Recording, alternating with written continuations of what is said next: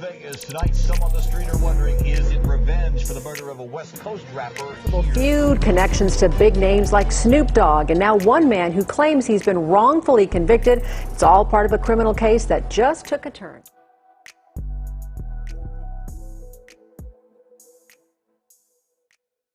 In the golden age of the Bay Area hyphy movement, a charismatic icon was taken from the world too soon.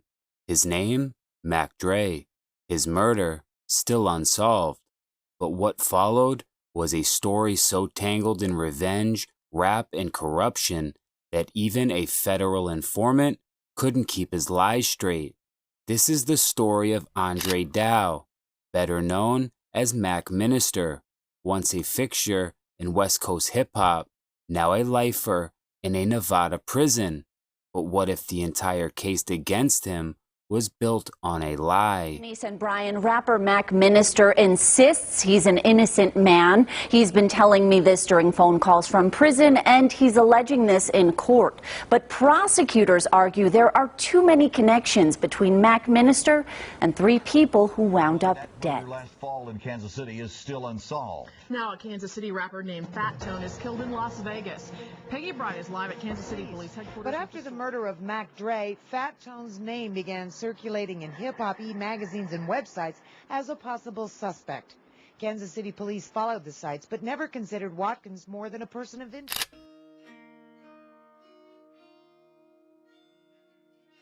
In November 2004, Vallejo's own Mac Dre was gunned down in Kansas City. He was 34 years old, a pioneer and a pillar of the Bay's independent rap empire. His death sent shockwaves through the culture, but on the streets, it lit a fuse. No arrests were ever made, but whispers in the rap world pointed to Anthony Fat Tone Watkins, a local Kansas City rapper with alleged beef and a bruised ego. That's where Mac Minister comes in. Fat Tone is murdered while visiting Vegas. The 2 murders months apart have similarities. Mac Dre was found in a car, shot to death. The car wrecked, went off the highway, and essentially the same thing happened to Fat Tone. Andre Dow, also known as Mac Minister, was an up-and-coming West Coast rapper in the early 2000s, but that came to a halt. Before lives without the possibility of parole. Dow was convicted in 2008 for a double murder in Las Vegas in 2005. The victims, Kansas City rappers Anthony Watkins, known as Fat Tone, and Jermaine. On May 23, 2005, Fat Tone and his associate, Jermaine Cowboy Atkins, were found riddled with bullets in an abandoned cul-de-sac outside Las Vegas. The alleged setup? A meeting with Snoop Dogg, brokered by someone who actually knew him, Mac Minister. How did they end up murdered in your girlfriend's car? I don't have no answer for that. 2004, Bay Area rapper Mac Dre was killed in Kansas City. There were rumors, which police said were false, that Fat Tone did it. In 2005, he invited Fat Tone to Las Vegas to meet Snoop Dogg. Dow is seen leaving a casino with Fat Tone and Cowboy. He claims they went their separate ways. I don't know where they went. Authorities painted it as payback, street justice for the death of Mac Dre. Andre Dow was indicted, arrested, and ultimately convicted. The motive? Revenge. The weapon? An AK-47. The evidence? Thin. And later, unraveling. Latif Gray says he uncovered information about witness Antoine Mouton, a convicted pimp with a lengthy criminal history. Records show when he claims he was in Las Vegas and Dow made incriminating statements to him, he was actually in custody in Georgia.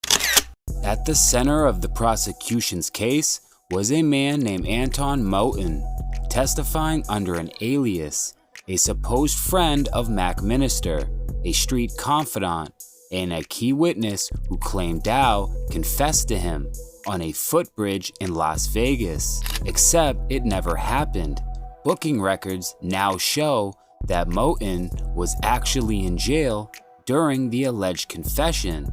And even worse, Mouton, whose real name is Anton Cantrell, was a federal informant facing 40 years in a separate trafficking case involving a minor. He was released weeks after McMinister's conviction. In reference to that supposed conversation between Dow and Mouton in Las Vegas.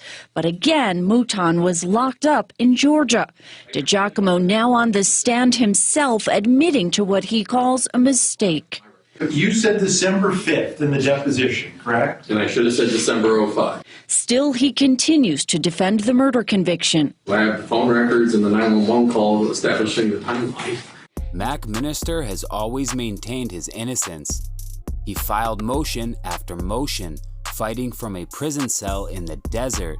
It wasn't until a progressive prosecutor in San Francisco took interest that the truth began to crack through. The case is now under renewed legal scrutiny, and if this informant's perjury is confirmed, McMinister may not be a convicted killer. He may be the fall guy in a case fueled by grief, rumor, and the pressure to close a high-profile killing. I just, it's a classic case. And you don't want to put everything in terms of race, but, of a black guy getting framed, and something that somebody did. People got killed, but there was no way to believe beyond a reasonable doubt he did it, Mac Dre's death left a void in music that will never be filled, but the thirst for revenge, the weight of street lore, and a broken system may have claimed more than one life in its wake. McMinister remains behind bars, holding on to hope that the truth will one day set him free. But in a world where myth moves faster than justice, freedom isn't promised, even when the lie is exposed. McMinister is currently serving life without parole. As of 2025, his legal team is seeking a retrial based on newly discovered evidence. It's your boy Misguided Media. I'm out. In 2005, he invited Fat Tone to Las Vegas to meet Snoop Dogg. Dow is seen leaving a casino with Fat Tone and Cowboy. He claims they went their separate ways. I don't know where they went, but he says he has some business to handle. The bodies of Fat Tone and Cowboy found near a construction site. A car, which prosecutors argue was connected to the scene, found torched in California 2 days later. And a woman who was found murdered in California later that year before Dow was in custody.